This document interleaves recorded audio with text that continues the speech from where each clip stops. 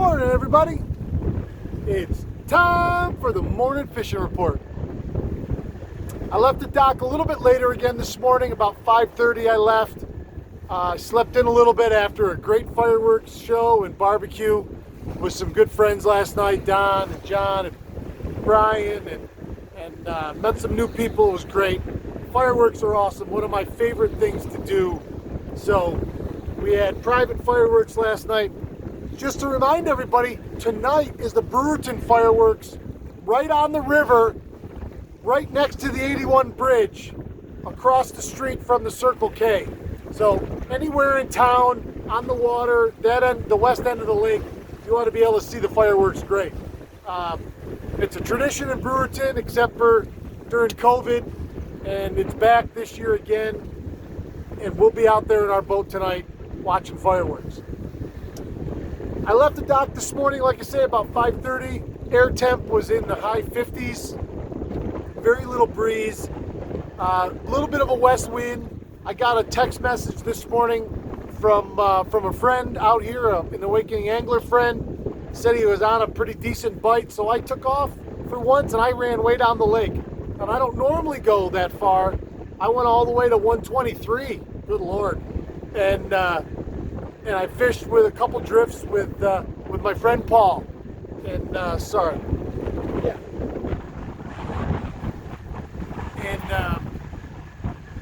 down on Shackleton Shoals.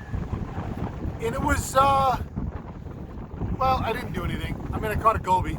I saw fish all over the place. I saw there was a pile of other boats there, walleye fishing and bass boats.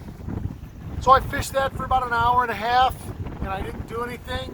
And so I said goodbye, nice to meet you, and I headed off, and I was going to start working my way back west towards home. And I stopped over off Willard Island, had a great picture in there, got a big perch, and had a big smallie on come off. I caught up with Mike Urema from I1 Baits there. He had a couple people out, and they hadn't done a whole lot yet either.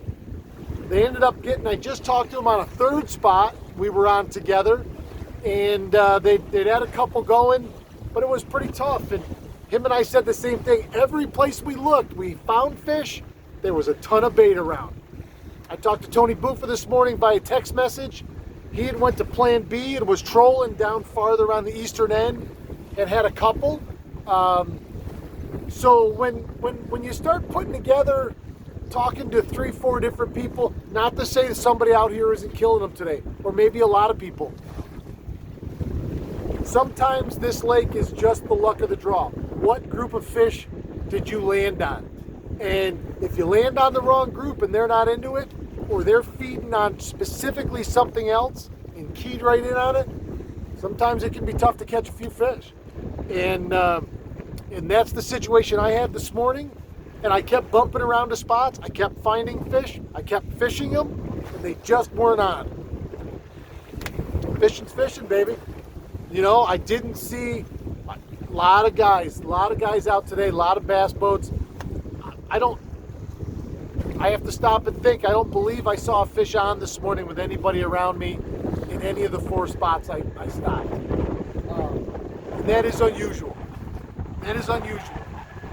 The wind has picked up dramatically. I don't know if you can hear it. It feels like it's got a touch of southwest to it. She's got to be blowing 10 to 15 right now. All morning it was 3 to 5, then 5 to 10. Now she seems like she's cranked up, and it's a little cooler today than it was yesterday. Air temperature, hardly any humidity in this air today. I really thought this morning was going to be a bang bang day. Boom. This west wind, second or third day of it in a row. Even when it gets a little stiffer like this, it congregates those fish into certain neck down points in this lake where that wind current will start driving bait to them, and they they sit right there and wait for it to come to them. In these big winds like this, typically, especially a prevailing westerly wind, if I'm fishing structure, I start on the upwind side because that's the first contact point with wind, current, and that shallow structure. And it starts to churn things, and I've always found that for me, that's where I start and start looking, and usually where your most active fish are at the head the upwind, up current side of any structure. Not to say that you can't catch them all around it. That's just where I start looking. If you're asking me, hey Matt, what do you do when you get to a spot, wind's blowing this direction? I said, I always go and check the upwind side first. That's just me. I did that today. I found fish in every spot. They were not going. I don't know what they would have been like first light. And it's not like you can't catch walleyes once the sun comes up, because you absolutely can all day. Bright sun, it doesn't matter. I've caught so many walleyes, bright sun, middle of the day, in 5 feet of water or less. They don't care about that in that respect. It's not like you gotta, once the sun gets up, you gotta get out to the deepest, heaviest depths and just drag the bottom. That will work, and there are fish out there, but you don't have to. So that's my report for today, and I'm anxiously awaiting getting out tomorrow morning, because every day hope springs eternal, and the next day, the next cast, the next jig, you're that close to your next bite, and that's what I'm looking for. So thanks everybody for watching. If you're in Brewerton tonight, look for the old gray boat, Courtney and I on it, and say hello. We're going to be watching the fireworks in the river, and have a great day. And if you got tomorrow off, go fishing. Go fishing. Thanks everybody. I'll talk to you later. Keep your tip up.